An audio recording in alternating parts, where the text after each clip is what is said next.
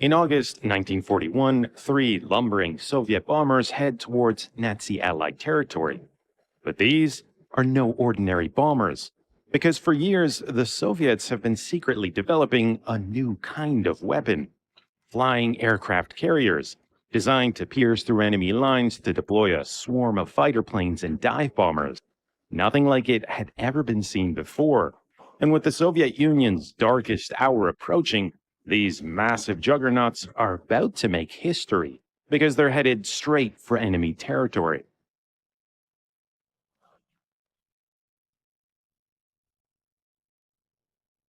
By the 1930s, it was clear that aircraft would play an essential role in future conflicts. But there was a problem that had plagued aircraft designers from the very beginning.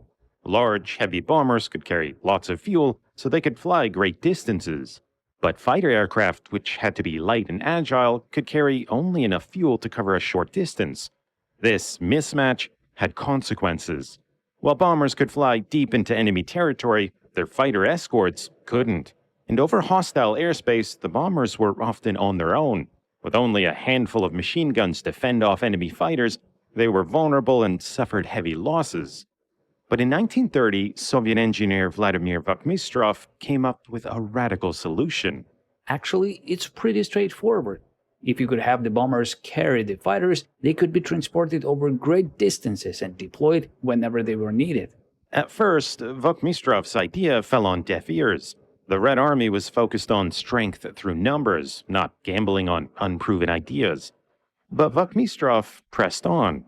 Comrades, flying aircraft carriers have tremendous potential. The fighters could not only protect the bombers, they could be fitted with their own bombs to make precise strikes against more challenging targets. Or they could be carried far out to sea to attack naval fleets which would otherwise be out of range. The fighters could even clear the path for our bombers by destroying enemy anti-aircraft guns in advance or by blinding them with smoke screens, making accurate targeting impossible. Flying aircraft carriers could also patrol our borders, remaining airborne, ready to intercept enemy bombers before they made it anywhere near their targets. The strategic benefits couldn't be ignored, not even by the Red Army.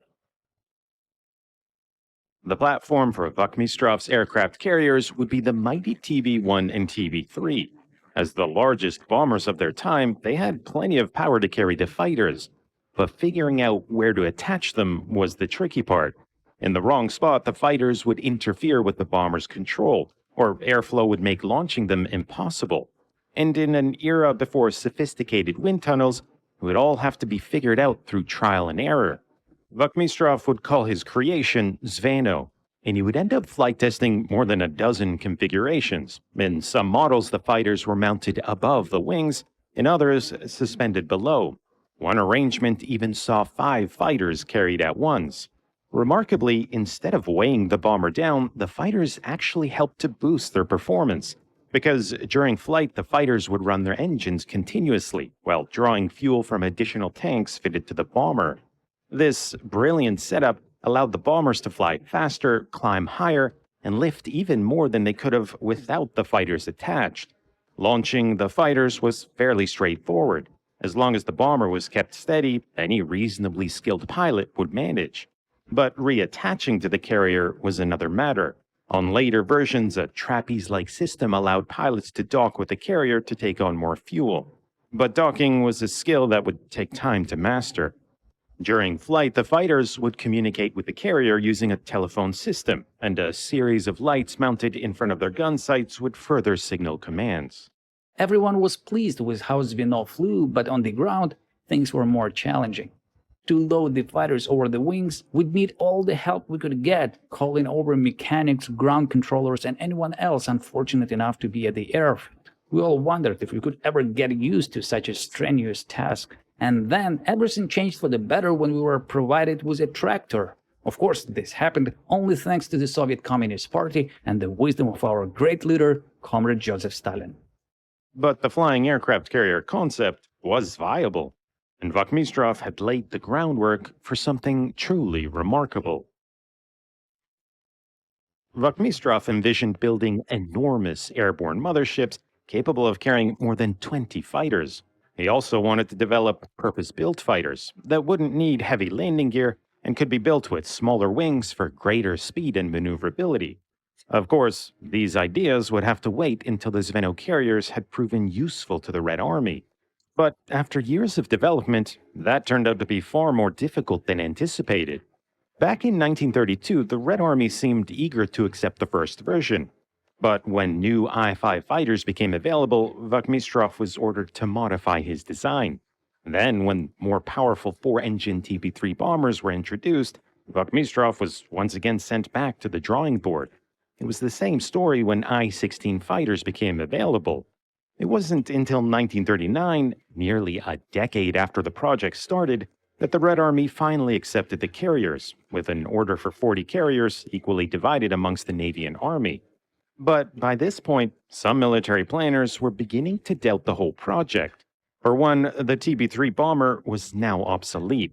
Next to a modern aircraft like the American B-17, the TB-3 with its crude lines looked more like farm equipment, and there were doubts about whether the slow, lumbering bombers could still be effective in combat. Meanwhile, the situation in Europe was beginning to worry the Soviets. By 1940, Nazi Germany had conquered much of Europe, and military planners feared that the Soviet Union was next. With war on the horizon, resources were shifted to the production of proven weapons, and it meant only 5 Zveno carriers were ever delivered, and even those were pulled from duty in the summer of 1940, dismantled, and put into storage. It seemed like Vakhmistrov's efforts would amount to nothing. But the Soviet Union's darkest hour was approaching, and Zveno carriers were about to make history. On June 22, 1941, Nazi Germany launched a massive attack on the Soviet Union. Unprepared, Soviet defenses quickly crumbled. In the south, the Red Army scrambled to slow the advance towards the vital port cities of Odessa and Sevastopol by launching counterattacks on Nazi-allied Romania. A critical target for the Soviets was the King Carol I Bridge, as its destruction would cut a vital railway and oil pipeline and disrupt the flow of supplies to Romanian troops. For days, the Soviets tried to take out the bridge using conventional bombers. But each time, the bombers missed their targets and faced heavy resistance from anti-aircraft guns and enemy fighters. It was soon apparent that only precision dive bombers would have any chance of destroying the bridge. But the Soviet Union was critically short on capable dive bomber crews, and existing fighters lacked the range to reach the bridge. So the Red Army raced to pull the Zveno carriers from storage and bring them back to working order. Ordinarily, an I-16 fighter loaded up with nearly a third of its weight in bombs would have never made it off the runway. But the heavily loaded Zveno carriers had no trouble lifting off. Before striking the bridge, the Zveno pilots cut their teeth attacking an oil refinery. 40 kilometers from the target, 4 fighters detached from their carriers and headed towards the refinery. Patrolling fighters didn't even try to intercept the I-16s. After all, a Soviet fighter could never have made it so far behind enemy lines, so they were assumed to be friendly. The Zveno fighters made a devastating attack on the refinery. Amongst the confusion, the enemy couldn't even return fire. The first ever use of Zveno in combat was a huge success. In the early hours of August 10th, 3 Zveno carriers left to attack the King Carol Bridge. Although one carrier had to turn back due to mechanical problems, the remaining fighters pushed on. Taking on heavy anti-aircraft fire, they managed to strike the bridge. But while damaged, it remained standing. So 3 days later, the attack was repeated. This time, 6 fighters launched from the carriers. Again, they were met with fierce anti-aircraft fire, but the nimble I-16s managed to score 5 direct hits, completely destroying one of the bridge's spans, and they returned home without any losses.